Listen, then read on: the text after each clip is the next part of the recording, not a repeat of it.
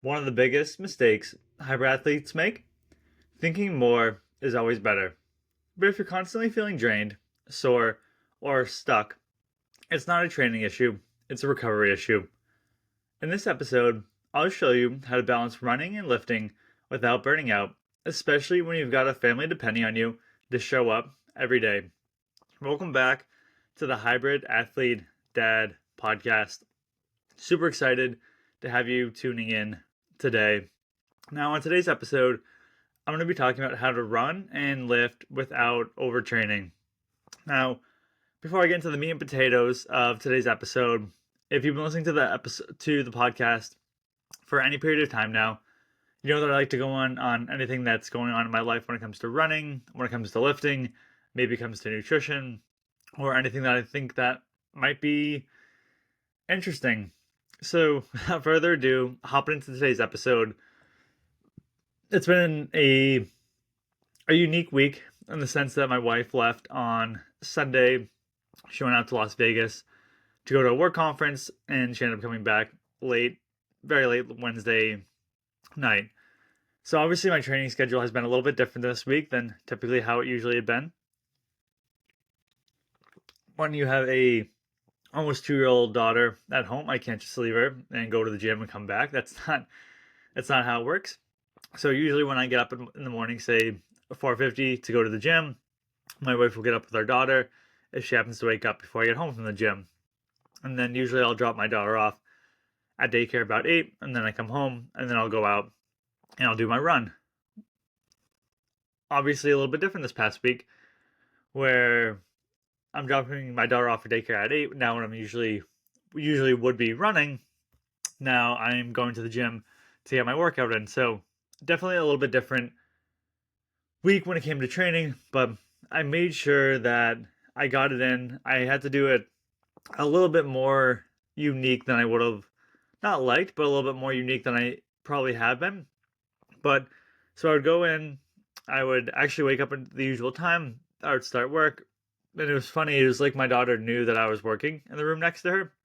So when I would get up, I would start working at 5:30 because now I'm trying to get some work done while my daughter is sleeping, because usually I'm working, but now I might be at the gym a little bit while I would typically be working. So just readjusting the schedule, and ended up she ended up like waking up at like 5:45 a couple of different days. I would let her season a little bit, and I would get up about 6:15 once I realized that she was ready. So even though I would get up at my usual time, 5:30, and would start working, definitely wasn't easy because I'm used to working out and then going in and working my full work day.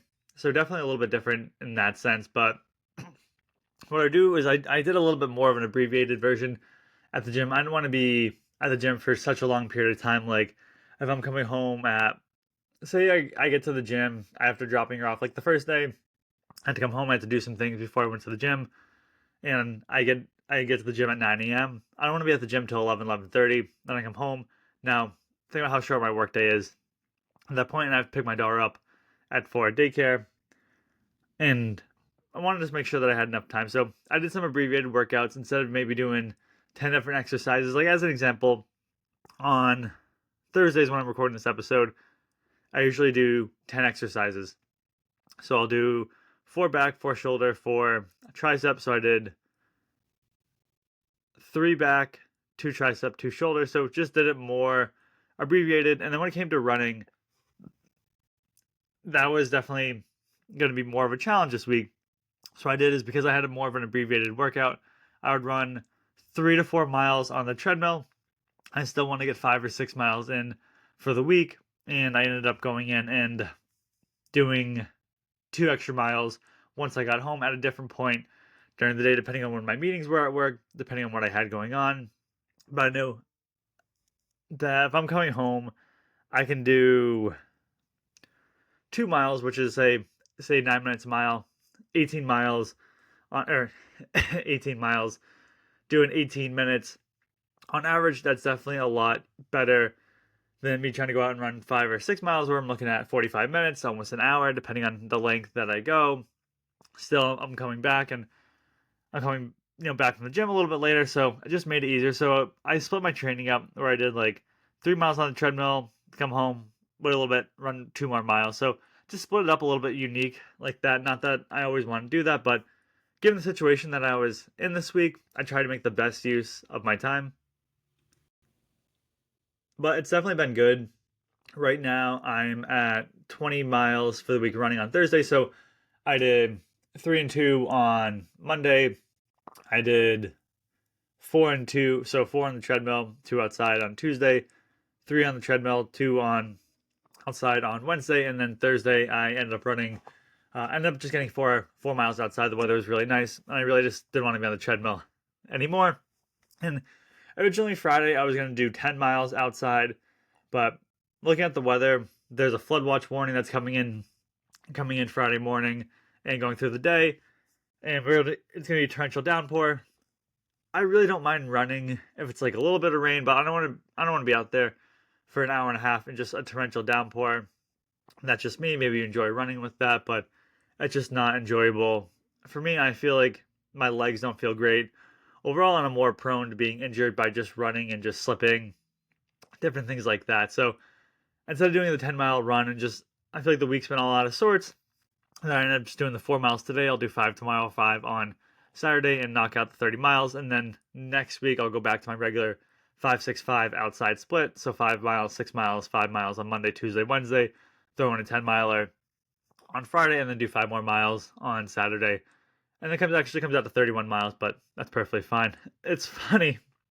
My Garmin watch used to always tell me, I have like my little circle to close for the weekend, and it'd always be at 30 miles. And had been at that for however long I could remember.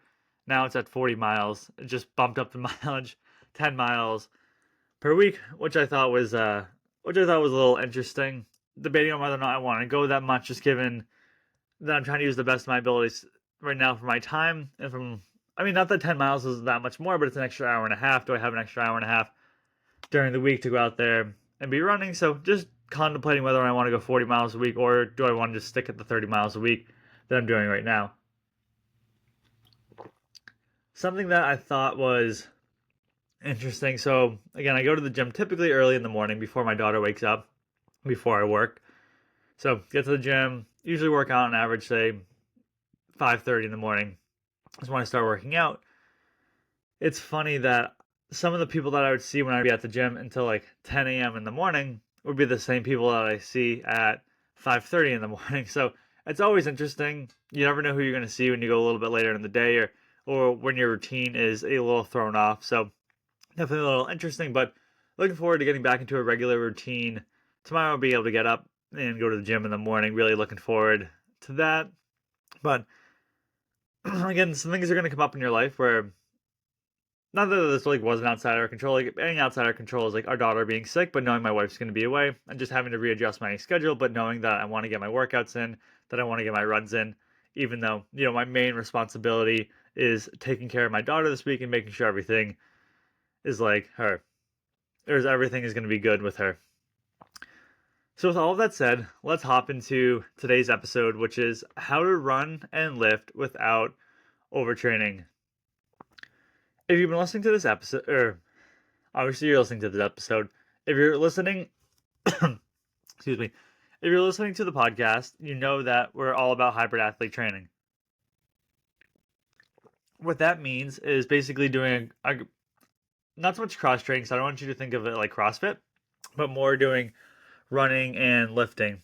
Maybe we're just average at both. Maybe I'm just an average runner and an average lifter, where I'm not going to be a super fast runner. I'm not going to be a bodybuilder, but nonetheless, hybrid athlete is someone that I look at like myself, and I wouldn't really so much call myself as a hybrid athlete, more like a hybrid gym goer, honestly, or a hybrid person where I like to run and lift I wouldn't say at the same time. It's not like I'm like doing tricep extensions while I'm running down the street, but I do enjoy running and I do enjoy lifting. Now, there comes a time when there's the balance of both, and I think that can become an issue where you push yourself too hard when it comes to running, and you push yourself too hard when it comes to lifting, which is why it's nice, and which is why I want to go over in today's episode, which is all about finding that balance so you're not pushing yourself too hard one way that you end up getting hurt, that you end up getting burnt out, and that you don't want to do this anymore, which is not what I want for you. I would say, looking back now, a time I potentially overdid it was when I was training for my marathon and I was still going to the gym 4 days a week. I probably should have cut it back down to 2 to 3 days a week and done more running. With all that said, I feel as though I didn't have the great balance with the marathon training because I still wanted to be in the gym, and that's not to make an excuse, but it's part of the reason why I want to do a half Ironman and eventually graduate to a full Ironman. But I really enjoy being in the gym, and I'm like, if I am in the gym 5 days per week, I think that's going to be a little bit too much if I want to do the Ironman training, which is also doing swimming and biking on top of running. So just always trying to figure out, okay, like what works best for me, what's the balance, because the limited time that I have between having a daughter and having a job and having a wife and everything that goes into that, I don't have my days free. I have about an hour or two today to train. So how can I make the best use of that? Well, if I have to cut back on the gym, am I gonna like that? So it's all about just finding the balance. And I feel like the balance I have right now is really what I like, which is doing the 5 lifts per week and doing the 5 runs per week. A common pitfall that I see people have is doing too much volume in both disciplines. Obviously, you're going to have your outliers out there that can just push it on both ends of the spectrum, where they're doing 100-mile run, 100 miles. Yeah, obviously they could do 100-mile runs, but doing, say, 100 miles a week worth of running, which is, what's that? That's about a little bit less than 15 miles, 13 miles, 13, 14, about 14, yeah, about 14-ish miles per day. Plus they're doing a ton of lifting, and maybe they're super strong. Maybe they can bench 3 plates, they can squat 3 plates, 4 plates, whatever the number may be. But I found, at least for me, if I did too much running and too much lifting, it wasn't great for my body, and I could tell that my body wasn't recovering properly, and I could tell it in my sleep. I would just wake up feeling groggy and tired. I could tell it in my mood that I was becoming irritable and just not pleasant to be around. I could tell it in my performance, where I don't want to go for this run. I don't want to go to the gym. Everyone feels that once in a while, but when it's day after day after day where it's like, I just don't want to do this anymore, and you're just going through the motions, you're showing up to the gym, you're just lifting the weights, you're just going for the run, you're not really pushing yourself, and then over time, just your performance starts to drop. Another pitfall that people may have is lacking a structured training schedule. So I told you mine, and I think that's partly why I felt a little bit off this week, where I'm so used to having my rigid routine of gym 450, run at 8, gym 450, run at 8. Now, all of a sudden, I've done neither, and it's 9 o'clock in the morning. But I highly recommend that you find and figure out a schedule that works best for you, whether it's in the early mornings, whether it's at night. I'm not saying I get up at 4:50 or 4:15 in the morning to brag. I mean, if it was me, I would want to just get up at 6:30 every single morning. I find I enjoy on the weekends when I sleep until then. But I know that if I want to be there for my daughter, this is what I have to do. So depending on you and what works best for your schedule, just make sure you have some sort of structured training routine. I would say doing too much too fast. So I've talked about this on other episodes before, but when I first got started, I believe I was doing like a 3-day split of lifting and running. And running, I was only running about a mile and a half, maybe 2 miles. So started running, really wasn't running that far, but gradually over time, I found that running about 5 miles, 5 to 6 days per week was what was perfect for me. I find that people want to do too much running, too much lifting all at once, where you just have to gradually ease into it. So over time, your body can adapt to it, and that way you're not burning yourself out. If I went from no running to running 5 days a week, from going from 3 days a week to the gym to 5, so if I'm doing a 5x5 split, and I'm only used to if I'm only used to going to the gym 3 days a week, and now I'm adding in running 3 days a week, now that's a whole different metric. So all about figuring out what works best for you, but not overdoing it too much in the early stages. When it comes to structuring your week, what works best for you? Is it running one day, lifting another day, running one day, lifting another day? Is it someone like myself where I do double sessions where I run and lift in the same day? Is it where you lift and then you immediately go run? Do you run before you lift? Or is it something where, like myself, where I lift and then about 2 or 3 hours, about 2 hours, I would say, 2 hours later, I go for my run? So, structuring your week, figuring out, again, what works best for you. And there's so many variables that you could have when it comes to splitting your options. Again, it could be running first, it could be lifting first, it could be doing them back to back, it could be where I run or where I lift and then I immediately hop on the treadmill. It could be the gap that I have in between. It could be you lift it early in the morning and you run late at night. I mean, there's really so many variables that you could really go through when it comes to structuring your week that you really just have to find the one that works best for you. Sometimes you have to prioritize different things. And again, I know I touched on it earlier in today's episode, but I wish I had prioritized more of the marathon training, that I had dialed back the lifting a little bit more and put more of an emphasis and focus on running. So maybe what is your priority right now? So my priority right now is really to maintain my endurance that I have running and to put on size when it comes to lifting. So for me, that would be more of a strength phase where I just want to get stronger right now. But I do enjoy the aspect of running, but I'm not in the aspect where I'm in a marathon prep. I mean, right now I feel confident I could go out and run a half marathon, no problem. And also, am I? So I'm not in a race prep at the moment. I'm more in the, not that I'm looking to be a bodybuilder type, but it's more that strength phase where I'm going in and just trying to get stronger, trying to do one more rep, trying to add more weight every single time, just trying to do that progressive overload in the gym where, yeah, I want to get faster, but that's not my main goal at the moment. Where I want to anchor myself right now is I'm more of a focus on lifting weights, on putting on size. And so what does that look like? Am I in a bulk season? Yeah, I would like to add a few pounds, but I don't want it to take it too much away from my running. Do I just maintain my weight? But if I want to maintain my weight, what am I going to do to get stronger in the gym? So there's so many variables that you have to be thinking about.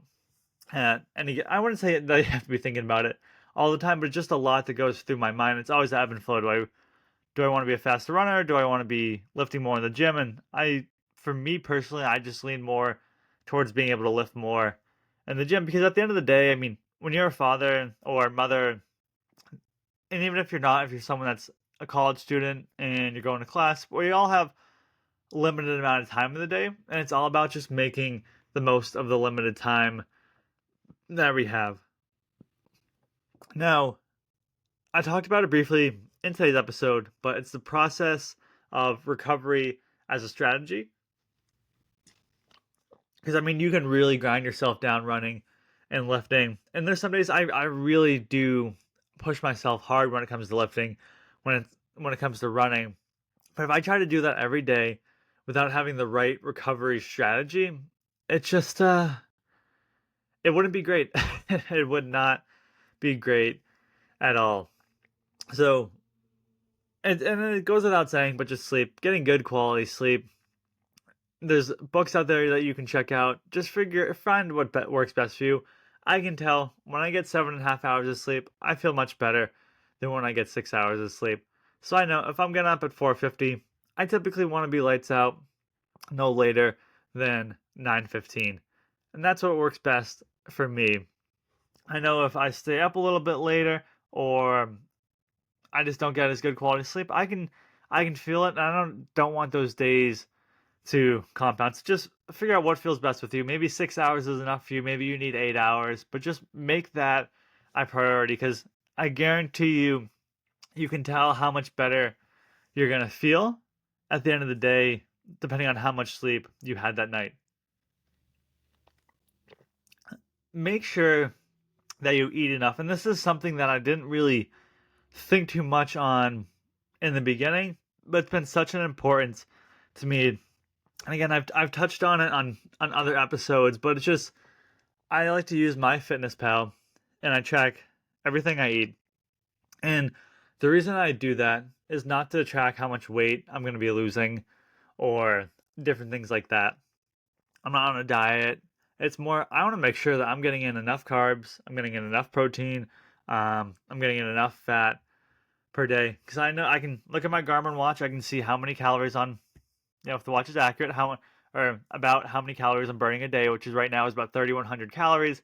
So, like, okay, if I want to maintain my weight, I want to eat about 3,100 calories per day. If I want to increase my weight a little bit, then I know I should be eating more than that. If I want to lose a bit of weight, I should be eating less than that. And I can just, again, I can take a look at my watch, whether you have a smartwatch or whatever you may have. I'm assuming you go on Google and you can figure out how many calories you need per day. But it is nice having the Garmin watch to tell me. But I'm always just trying to make sure that I'm getting in enough calories per day. And I want to make sure I get in good quality calories. I'm not talking like I could go to McDonald's and get a couple of the fast food items. I'm assuming I could skyrocket and I could be at 3,000 calories, no problem. But I want to make sure that it's good quality food that I'm having when it comes to making sure that I'm getting and eating enough throughout the day and throughout the week.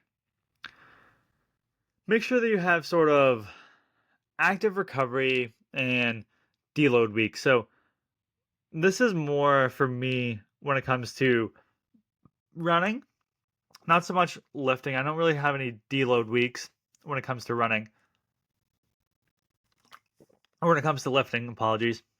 When it comes to lifting. So running, where a deload week might be, yes, I'm running 30 miles each week, but at the same time, I am making sure that I don't want to be running 10 miles in a single run every single week. I'd rather do it every other week just for my mental health, just for my physical health. Just that works best with me. I just feel like I wouldn't look forward to it every week if I knew, okay, I had to do this run. I'd rather just substitute it and have it once a week or once every other week, and that's what works best for me. So that way I feel as though when I run the 10 miles, my legs are typically sore. When I run the 7 miles on the other week, my legs aren't too bad. Where, yeah, I want to continue to push myself, but I want to push myself so hard every week where I'm like, I don't want to do this anymore. So just focusing on those deload weeks every so often, or maybe it's every other week where sometimes I might choose a harder run to do one week than another week. So you figure it out over time. And a big part of it is just checking in with your body where if you go to the gym for any period of time, if you run, you're going to have soreness. But is it soreness? Is it fatigue? Are you burning out? So you just want to keep track of your body and just really just check in to make sure that, okay, like I'm sore because I worked out, but I'm not fatigued and I'm not burnt out because I'm pushing myself so hard at the gym. Now, when it comes to the longevity aspect of it, when it comes to running and lifting without overtraining, it's just really having just a consistency instead of intensity. Not, and this isn't to say that you shouldn't have an intense workout, that you shouldn't push yourself running, that you shouldn't push yourself lifting. What I'm talking about is that not you don't have to run as fast as you can every single time that you're out there running. I know that for me, when I'm going on, say, 5 runs in a week, 4 runs are going to be a nice, easy pace. 1 run, I'm going to send it. And that's how I like to do it, where I know, like, I'm not pushing myself so hard, but I'm being very consistent with my running. Then I have that one really intense run per week. And this is something that I want my daughter to know as she grows up, that it's all about consistency. It's just about hitting the gym. It's about hitting the run. It's about hitting the gym. It's about hitting the run. It's not pushing myself so hard and having such intensity that I stop going to the gym, that I stop going for my run, that I just, again, want to continue to build that consistency where I send it on 1 run, and then the other 4 runs, I'm just a nice conversational, easy pace. Now, what I want you to take away from this episode is that balance comes from intention, not just effort. You have to be aware, okay, how does my body feel? Do I have enough time? Not so much do I have enough time, but how can I make time that fits best within my schedule so that I'm not stressing, that I'm running and lifting, and that's taking away from everything else. So just being aware of everything, being aware of your body, gradually over time, increasing your runs and increasing your lift. And for all the dads out there, I want to remind you that showing up as a dad requires showing up as recovered. I really hope you enjoyed today's episode on how to run and lift without overtraining. Now, I hope you tune into next week's episode where I discuss how to build strength without losing endurance.